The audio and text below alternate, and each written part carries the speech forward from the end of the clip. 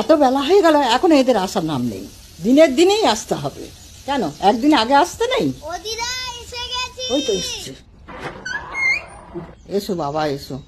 বাবা ছেলে মেয়েগুলো কিরুগা হয়ে গেছে। ওসব ছাড়ো, তুমি আগে বলো বাবাকে নিমন্ত্রণ করেছো, আমাকে কেন করোনি?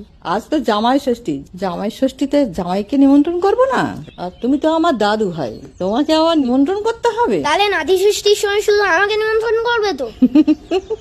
হাসছো কেন? তোমার সব রান্না হয়ে গেছে? খেতে দাও, আমার খুব খিদে হয়েছে।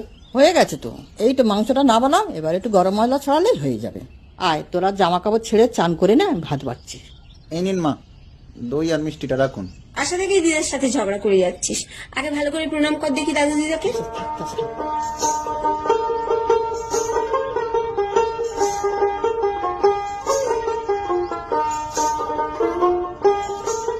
বাবাকে দই চিড়ে ফল এত কিছু দিয়েছো, ওগুলো আমাকে দেবে না? তুই ওগুলো খেলে ভাত খেতে পারবি তো? অনেক রকমের রান্না করেছি কিন্তু দিদা। আমি সব খেতে পারবো, আমাকেও দাও। দাঁড়া ভাই, আমি তোকে দিচ্ছি। না না, আগে বাবার থেকে একটু খেয়ে দেখ কেমন লাগে। শুধু দই চিড়েটা মাখিয়ে রেখে নষ্ট করবি। আচ্ছা ঠিক আছে, ও খাক না। তাহলে আমাকে কিন্তু বাবার মতন এত বড় একটা মাছের মুড়ো দিত। পুরো তো একটাই আছে, তোরা বাবার সাথে বস, যেটা ভালো লাগে সেটাই। আমার জন্য এটাও নেই, ভাল লাগে না ছাই। এবার দেখছি আমাকেও বিয়ে করতে হবে, তাহলে আমিও জামাই ষষ্ঠীতে নিমন্ত্রণ